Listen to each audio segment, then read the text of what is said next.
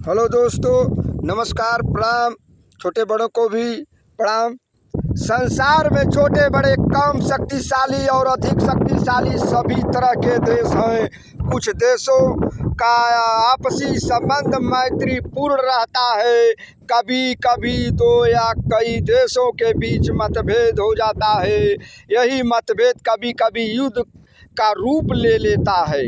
मतभेद के कारण भिन्न भिन्न हो सकते हैं। कोई देश अपने साम्राज्य की सीमा बढ़ाने की इच्छा से तो कोई अपने व्यापार को बढ़ाने के लिए युद्ध करते हैं। विश्व में प्रायः छोटे स्तर पर युद्ध होते रहते हैं, किंतु 20वीं शताब्दी में 2 विश्व युद्ध हुए जिनमें विश्व के कई देशों ने भाग लिया है और इसका विश्व के समस्त देशों पर प्रभाव पड़ा।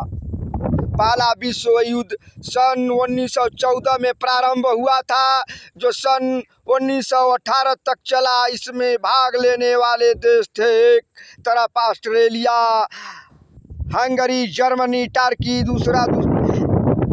तथा दूसरी तरफ सर्बिया, इंग्लैंड, फ्रांस, रूस और संयुक्त राज्य अमेरिका। इस विश्व युद्ध में धन जन की अपार हानि होने पर भी केवल 20 वर्ष के बाद ही दूसरा विश्व युद्ध शुरू हो गया। इस युद्ध में भाग लेने वाले देशों में एक और इंग्लैंड, फ्रांस और रूस तथा दूसरी ओर जर्मनी, जापान और इटली थे। इस विश्व युद्ध पहले विश्व युद्ध से भी अधिक भयंकर था। अपार धन की हानि के अतिरिक्त 5 करोड़ से अधिक लोग मारे गए और अनेक देश बुरी तरह से बर्बाद हो गए।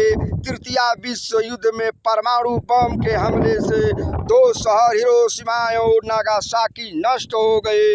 पता कीजिए ये नगर किस देश में है।